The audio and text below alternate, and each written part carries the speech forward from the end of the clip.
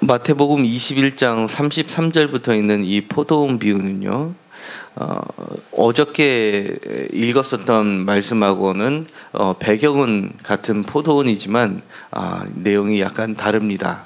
특히 오늘에 있었던 말씀은 마태, 마가, 누가복음, 공관복음서에 모두 나와 있는 말씀이고요.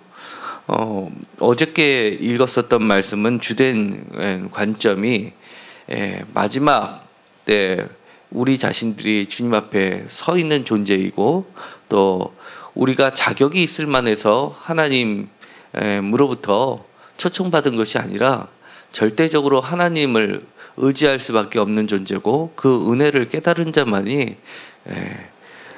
하나님의 나라에 들어갈 수 있고 그 은혜를 맛볼 수 있다는 것을 알려주셨습니다. 그런데 오늘은 또 다른 차원의 포도원 이야기입니다. 많은 사람들이 등장을 하는데요. 제일 처음에 33절에 한 집 주인이 포도원을 만들었다라고 얘기합니다. 그리고 정성을 들여서 산 울타리를 두르고 거기에 집 자는 틀을 만들고 또 망대까지 짓고 농부들에게 새로 주고 타국에 갔다라고 합니다. 이것은 특히 갈릴리 지역에 흔히 볼 수 있는 상황이었습니다.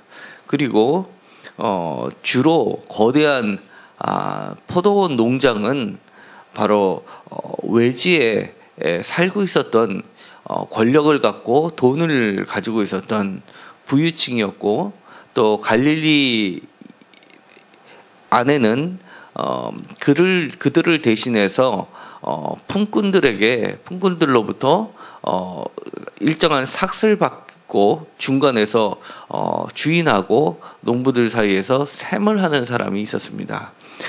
대표적으로는 세리마테처럼 그렇게 텔러스라고 하는 사람들이 계산을 하는데요.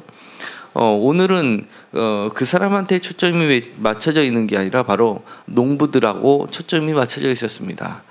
분명히 그 농부들은 중간에 있는 사람하고 무슨 소정에 불만이 있었던 것으로 보이고요. 아마 이 집주인과 그 농부들 간의 다툼을 연상케 합니다. 그 주인은 날마다 그 갈릴리 포도원으로 찾아가는 것이 아니라요, 일정한 세금을 부과하는데 그 세금을 가지고 정산을 하고 그 세금이 다 거치지 않았을 때만 하나여서 자신이 임명한 어떤 사자들을 보내서 그 상황을 살펴보는 그런 상황들이었습니다. 그런데 34절에 보면 열매 거둘 때가 가까움에, 그러니까 추수할 때가 다 되어서 농부들에게 자기 종들을 보냅니다.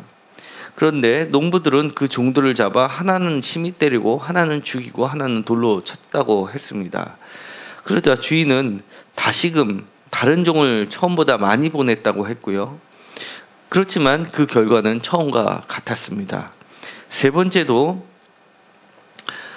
주인은 다시 자기 아들을 보내니까 이제는 제 아들만큼은 죽이지 않겠거니 생각을 했는데, 이 농부들은 그 아들은 상속자이니까 아예 그 아들을 죽여서 유산까지 차지하자라고 했습니다. 그래서 포도원 밖으로 내쫓아서 죽였다고 했습니다. 그러자 주인은 이제는 더 이상 봐줄 수가 없어서 포도원을 아예 진멸하는 사건을 발생을 합니다. 그리고 나서 이 아들을 예수님께서는 자기 자신에게 비유하게 되고요. 이렇게 해서 건축자의 버린 돌이 모퉁이의 머릿돌이 되었다라고 얘기하면서 45절에 있는 대제사장과 바리새인들이 예수를 어떻게 죽였는지 비유에서처럼 포도원 바깥으로 쫓아내서 그를 죽인 사건으로 비유를 하십니다.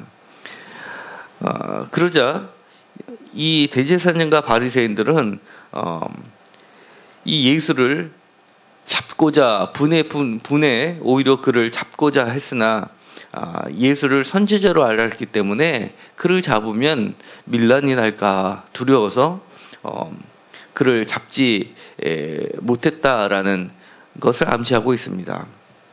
여기서는 당연히 농부는 이스라엘 사람들이고 그리고 특히 예수님을 배척한 사람들이고 집주인은 하나님이고 포도원은 이스라엘 사람들입니다. 그런데 이 마태복음이 이 마가복음과 누가복음하고는 독특하게 강조하고 있는 부분이 있습니다. 그 부분은 바로 열매라는 것입니다. 특별히 43절은 이 마가복음이나 누가복음에 존재하지 않는 건데요. 43절을 다 함께 읽어보도록 하겠습니다. 그러므로 내가 너희에게 이르노니 하나님의 나라를 너희는 빼앗기고 그 나라의 열매 맺는 백성이 받으리라. 이것처럼 무서운 말이 어디 있겠습니까? 이 열매라는 것은요, 맨 처음에 나와 있는 것처럼 열매 거둘 때가 가깝다라고 얘기한 34절에 있는 열매 맺을 거둘 때가 가깝다라고 하는 어떤 결과물에 해당합니다. 그리고 결국은 이 사람들을 내쫓고 열매를 맺을 만한 백성에게 다시금 이 포도원을 주겠다는 겁니다.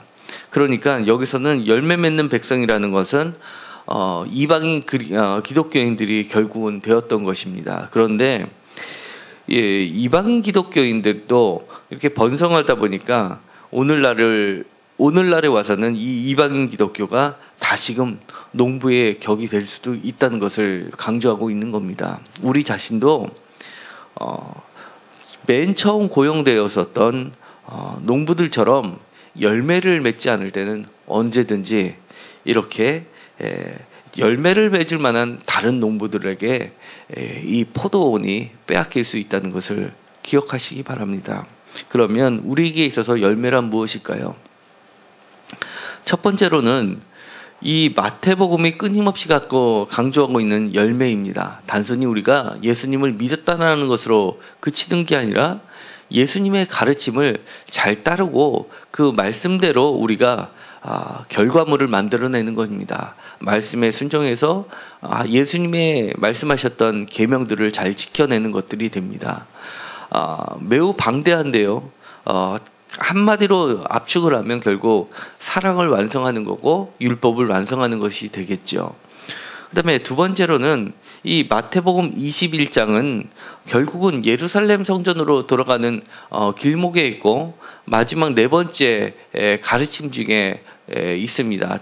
모두 5개의 커다란 단락으로 구성이 되어 있는데요. 모세오경의 구절을 따라서 마태복음이 기록되었다고 보면 이 말씀은 결국은 이방인들을 향한 선교하고 관련이 되어 있습니다. 그러니까 우리가 전도를 이방인 선교에다가 비교를 한다고 하면은 하나님을 모르는 그리고 예수님을 모르는 자들에게 전하는 자들이 되지 않을 경우에는 결국은 그러한 열매를 맺고자 하는 다른 농부들에게 하나님의 축복이 빼앗길 수 있다는 것을 말하고 있습니다.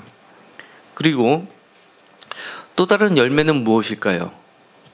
내 삶 속에서 구체적으로 일어나고 있는 작은 열매들입니다. 예를 들어서 감사함도 있을 수 있고요. 기도의 열매도 될 수 있고요. 찬송의 열매도 될 수 있고요.